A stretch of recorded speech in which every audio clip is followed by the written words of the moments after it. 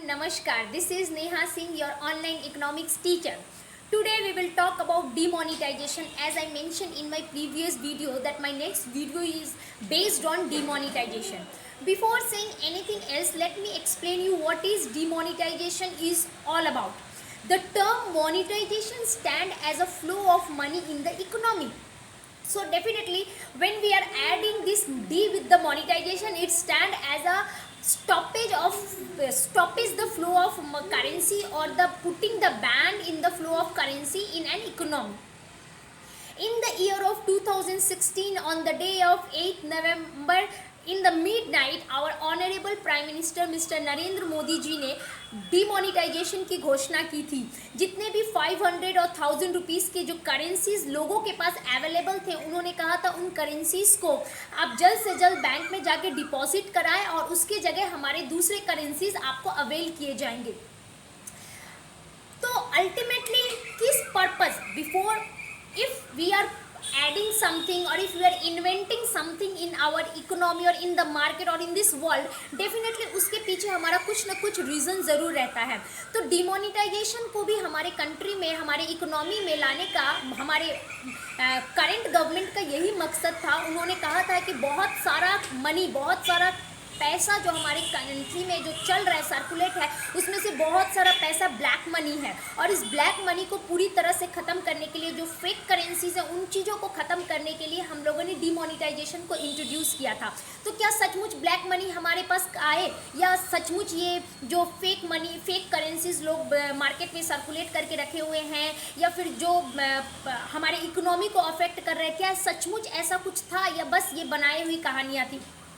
We can not say anything on our own base. हम कुछ भी बोलेंगे तो हम डेटा के अकॉर्डिंगली ही बोलेंगे.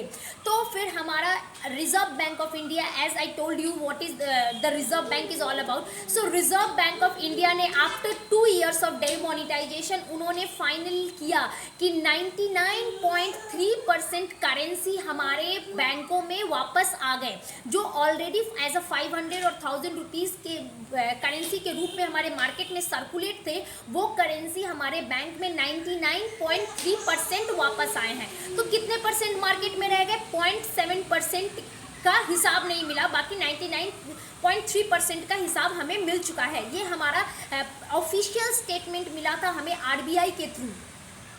तो ऐसा भी तो हम बोल सकते हैं कि जो ये 0.7% जो करेंसीज हैं, उनका हिसाब अगर हम देखें तो अगर हम लोग अमाउंट के हिसाब से देखें तो हमारा 15.44 लाख करोड़ रुपीस मार्केट में सर्कुलेट था, जिसमें से 15.31 लाख करोड़ रुपीस वापस बैंकों में मिला.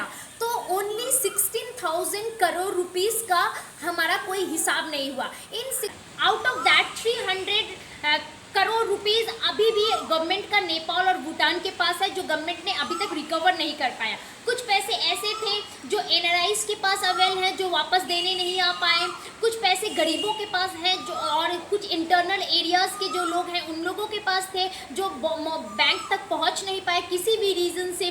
कुछ पैसे हमारे मंदिरों के डोनेशन बॉक्स में पड़े हुए हैं, जिसको वो बार बार गवर्नमेंट को बोल रहे हैं लेने के लिए, लेकिन गवर्नमेंट ने नहीं लिया. इस तरह से हम लोग कह सकते हैं कि जो काला धन बोलकर गवर्नमेंट ने डिमोनिटाइजेशन की घोषणा की थी, वो काला धन कुछ भी 1% भी नहीं निकल पाया. इवन गवर्नमेंट ने कहा कि अगर डिमोनिटाइजेशन होगा तो टेरर फंड के ऊपर भी अफेक्ट पड़ेगा, जो कि बिल्कुल नेगेटिव साबित हुआ.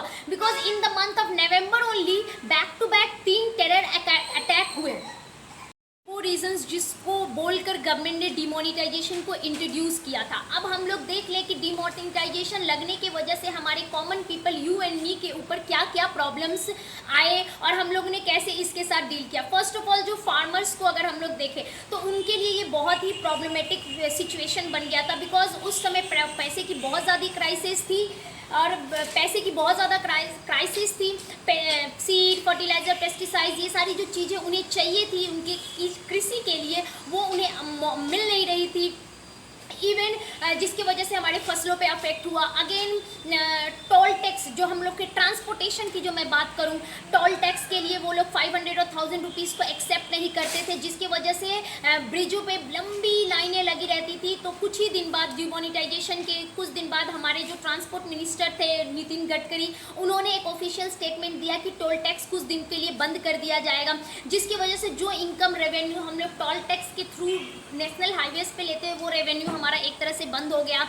इवन ऐसे बहुत सारी जगहों पे जहाँ पे पैसे लगने थे, वहाँ पे गवर्नमेंट ने कुछ रिलैक्सेशन दे दिए। कॉमन जो गरीब हैं, जो पॉवर्टी के बिलो हैं, उन लोगों को बहुत सारे रिलैक्सेशन मिले। तो इससे हमारा जीडीपी बहुत ज़्यादा अफेक्ट हुआ। और उस ईयर 2016 में लगा तो 16-17 का या 17-18 का जो हमारा जीडीपी जो ग्रोथ था, वो ग्रोथ नहीं, एक डिक्लाइन में था। 2.2 के अकॉर्डिंग समथिंग लाइक दैट वो डिक्रीज किया था। तो अल्टीमेटली ये जो हमारा डिमोनिटाइजेशन हमारे जीडीपी पे डायरेक्ट असर किया था, जिसकी वजह से ग्रोथ का बहुत ही बुरा हाल हुआ था। इवन बहुत सारे लोग उन्हें अपनी जॉब से हाथ धोना पड़ा था। अनएम्प्लॉयमेंट लेवल इंक्रीज हो गया था, क्योंकि डिमोनिटाइजेशन की वजह से बहुत लोगों ने अपना जॉब खोया था।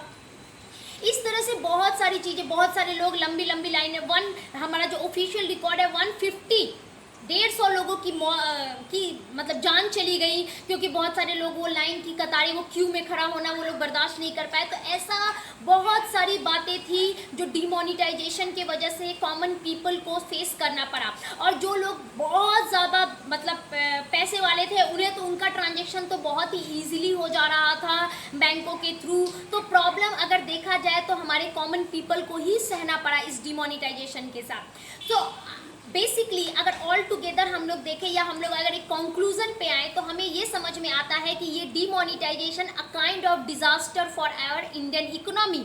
हमारे इंडियन इकोनॉमी में ये हमारा 2016 में लगा हुआ डिमोनिटाइजेशन एक डिजास्टर के रूप में साबित हुआ, जिसकी वजह से बहुत सारे लोगों को प्रॉब्लम हुई और अफेक्ट, और इसका जो बेनिफिट था वो हम कहीं ना कहीं 0% था, कोई बेनिफिट नहीं था। ये एक तरह से disaster. This much I hope आप लोगों को आई बी एबल, मैं सही थी आप लोगों को समझाने के लिए, और आप लोगों को मेरी बात समझ में आई थी कि कैसे डिमोनिटाइजेशन हमारे इंडियन इकोनॉमी और कॉमन पीपल के ऊपर एक डिजास्टर से कम नहीं था।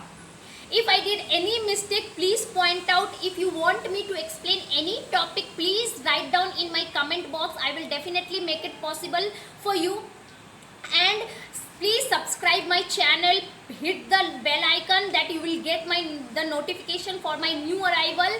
Till that, Neha Singh is saying goodbye to all of you. Thank you. Have a nice day. Namaskar.